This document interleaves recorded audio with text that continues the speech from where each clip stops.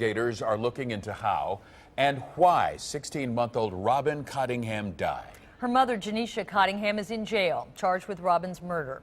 Officers found the little girl's body yesterday in a house on Bowling Green Court in North Fairmount. Today, a judge ordered Cottingham held on a $1 million bond. The question many of you have is, how did Robin end up in such a bad situation? Night on Your Side reporter Bryce Anslinger is live with that side of this story. Bryce? Well, Clyde and Carol, I just spoke with representatives from Hamilton County Job and Family Services, and they say there was never any indication that this child was in danger or being abused, and they say they never had custody of the toddler. Hamilton County Job and Family Services says the death of 16-month-old Robin Cottingham can only be described as a tragedy. First of all, it's an emotional time for everybody.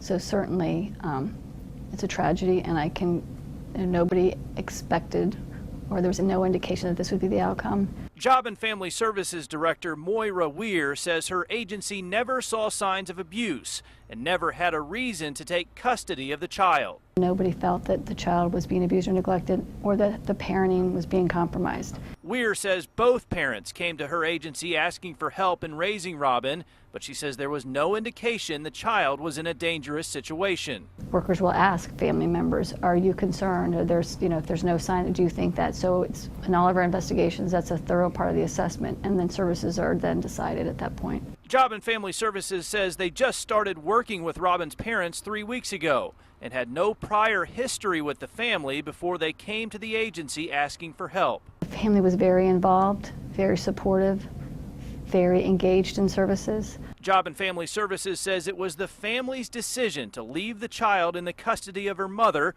23-year-old Janisha Cottingham, who is now charged with her murder.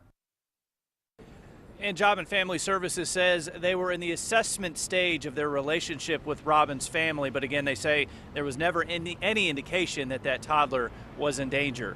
Bryce Anslinger, Not on Your Side, live downtown.